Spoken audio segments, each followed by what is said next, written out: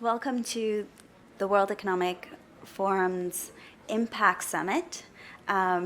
This is a press conference on looking at climate change, and I'm joined today by Alison Martin. She's the Group Chief Risk Officer at Zurich. You guys today launched a report looking at risk related specifically to climate change. Can you share some of the key findings? Yeah, sure. Thanks, Alem. So one of the things that we looked at is scenario planning. That's a really key tool that we use in risk management. And so we chose two different scenarios to look at what's the chance of being able to meet the Paris Agreement's target of a significantly lower than 2-degree increase to pre-industrial level temperature. And we looked at a scenario saying, okay, what if we don't manage to achieve those targets? And then we plotted what are the different factors that really are going to make a difference as to whether we can meet that or not. And unfortunately, our research suggests that we are more likely to miss than to achieve. So what do people need to do? And that's the majority of the report is really it's aimed at companies to say, okay, what responsibility do we have as companies and as executive management and as boards to look into the risks that climate change introduces, whether that's the physical risks or whether that's transition risks, and most importantly, to have a strategy to address those risks, whether it's mitigation or adaptation. So when you say risk management, what does that mean? For the layperson, such as myself, can you explain what it means and specifically how it relates to climate change, which is something that is, nebulous and feels kind of overwhelming? Sure. So risk management, I appreciate it isn't always the most interesting of topics for everyone, but we're all risk managers. Either we do it unconsciously or we do it very consciously. And as a chief risk officer, it's both. So what is risk management? Well, it's a very basic level. It's identifying risk. So it's looking for risk in whether you're thinking about the business you operate or just walking to school or walking to work. You think about what are the risks that I might face. Then it's assessing those and thinking about what's the frequency and severity of that event actually happening. So what's the probability I might be hit by a car, to give the continuing the pedestrian analogy. And then to say, what could I do to mitigate that risk? What are the kinds of actions? Well, I'm not going to walk down that street at night if it's badly lit. And then to say, okay, I'm going to monitor the effectiveness of my action, and then you kind of learn lessons, and then you continue the virtuous circle. So let's take businesses. What do they need to do to make sure that climate change and the fact that we're going to miss, that critical agreement, what do they need to do? And what does that mean for the world if we don't achieve it? So maybe if I answer that, what does it mean if we don't do it fast? So unfortunately, if we do meet the Paris Agreement target, we face transition risks. And if we don't meet it, we face the devastating consequences of physical risks. So given our research suggests it's more likely the latter than the former, I'll touch more on that. So physical risk, we already see some of this today. So extreme weather events.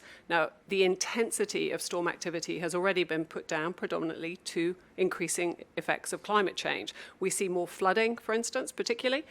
We've already seen significant increases in temperatures. So 3 of the last 4 record years have been happening every year.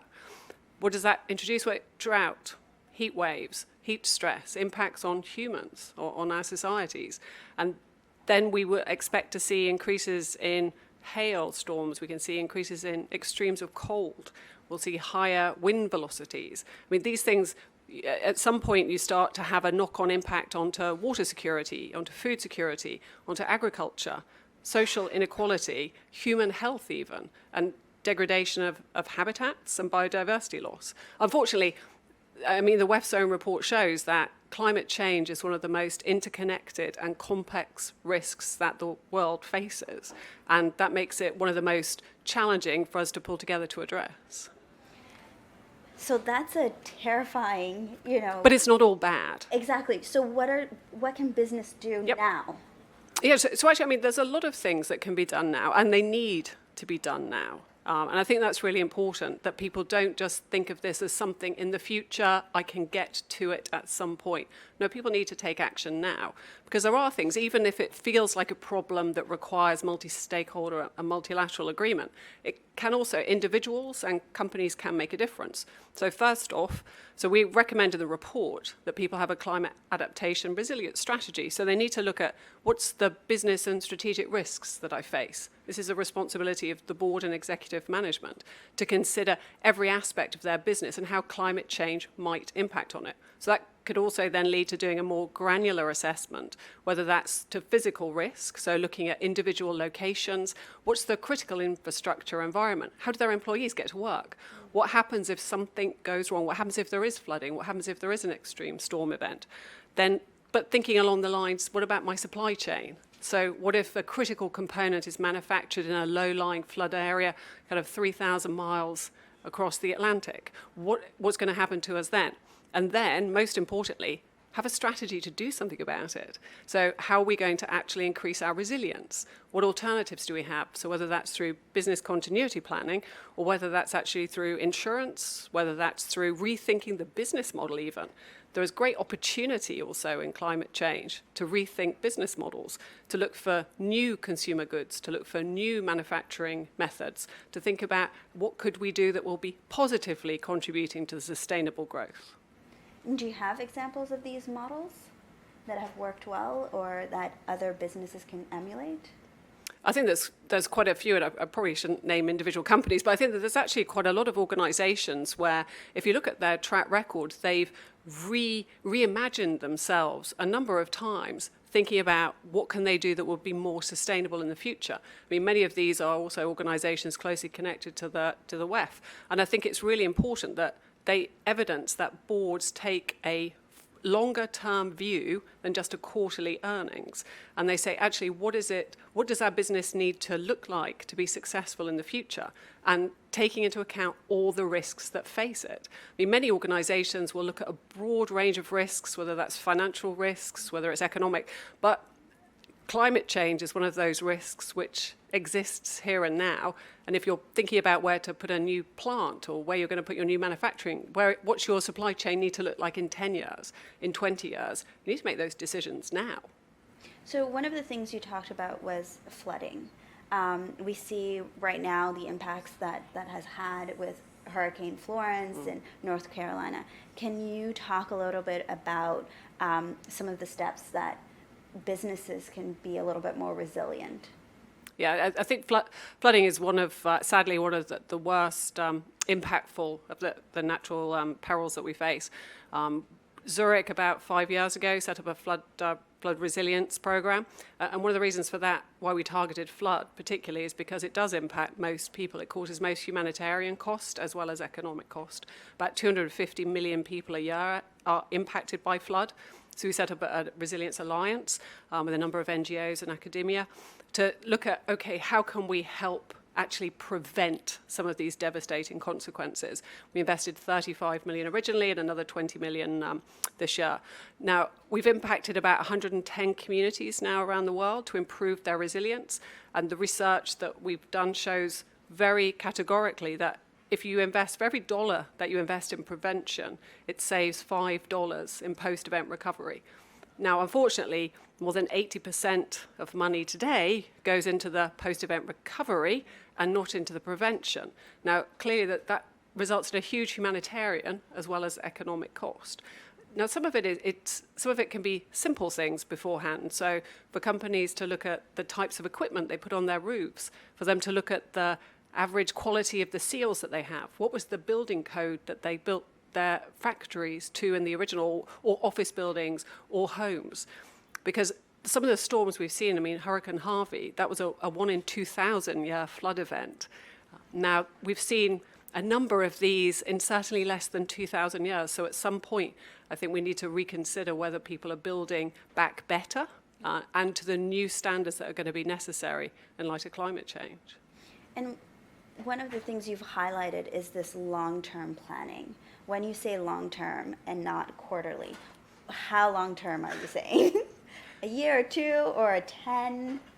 So it depends. I think if I use the example of infrastructure, I think it's about $90 trillion of additional infrastructure investments anticipated to be needed over the next decade. Now, that money is going to need to be considered where it will be invested in over the next 2 to 3 years. So that means it's now that we're thinking about, okay, how can we build better? How can we redesign, rethink the way that cities operate? How are they powered? What's the transportation mechanism?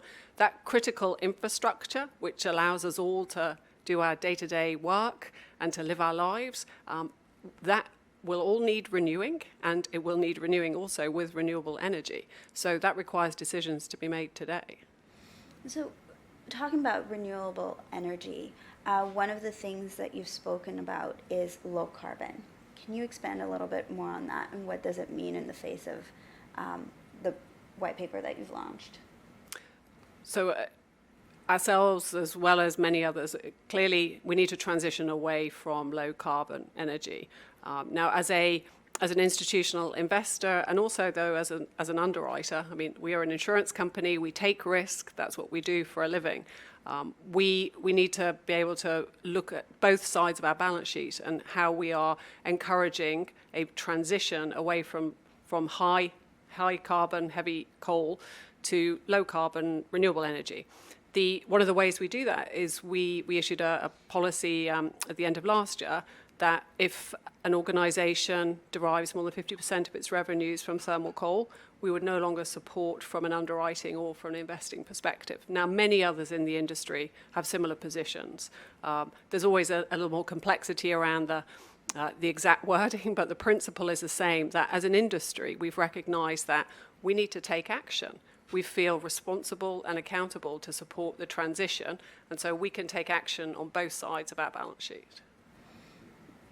And when you're talking about these low carbons, what are having made that switch, what are the impacts that you foresee on the various industries? And then what were the main thing that pushed you really to make that decision or to make that call?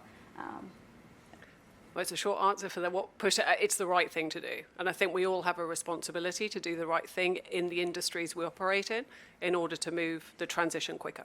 And we all have a responsibility and an accountability to that. And I think it's not only we have it to our boards, and I think as more and more organisations improve the transparency of their disclosures of what risks they face from climate change, I think it will become more and more apparent the different steps. All industries need to take some steps. It just varies depending on which you're in. If you're in a manufacturing industry or construction industry and you use a lot of water, or if you use a lot of fossil fuel in your manufacturing process, then what's the risk you face as we transition away from high carbon to renewable energy? Are you going to be able to get the same level of reliability of the actual production? So I think there's how do we can talk about the importance of carbon pricing probably in order to give that level playing field so that all industries, when they assess the risk that they face, they can also be very clear about the opportunities and the potential mitigating actions they can take. But that needs to be done then very consistently. Mm-hmm.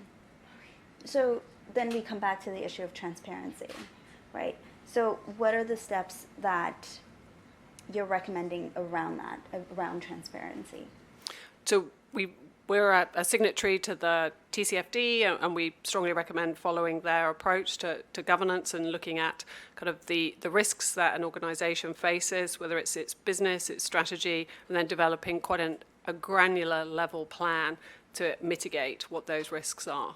And I think the more that we think about doing, I mean, there's lots of different risk management techniques you can use, but one of the things that they recommend is doing scenario planning, like we've outlined in the white paper. And I think that's a really good tool to make things more practical, and it helps inform a discussion. One of the things we saw when we were doing our scenario testing is that there's really, we use a scorecard of 12 different areas where we find that, okay, it's action in these areas, policy, technology, market risk, that actually will make the difference. So is it sentiment and behaviour? I mean, one of the interesting findings we saw, we started doing this last year, so year on year, the change that has really tipped even more in favour of we won't be able to meet the Paris Agreement targets is that sentiment and behaviour has gone against, which is intellectually a little surprising, Yeah. but perhaps not entirely inconsistent with other research that we've seen looking at, okay, human psychology, and is there now a fatalism or a cynicism around the ability we have to take action? So I think the impetus is on all organizations, whether that's, and that includes government, NGOs, and corporates, to take action now. So you talked about how Zurich made these changes because it was the right thing to do. So what is your call to action for others? What is your, other than the paper which outlines everything, obviously, what is the main message that you want to share with our audience and with the participants who are here at the meeting? So our paper particularly focuses on business, so perhaps it's best if I target to those. So I think it's simple. Boards and executives have a responsibility and an accountability to address all of the risks that face an organization. That is why some regulatory requirements have a chief risk officer. Most organizations have a risk manager in some form. But that doesn't devolve responsibility of the board to ensure that executive management are clear about the risks that they face and that they have a strategy and a plan to mitigate those risks. And the more transparency we have, and that needs to be consistent, so we've got to have comparability across industries, the more that will encourage people to take appropriate mitigating action. And we all need to do that now. We can't wait. Thank you.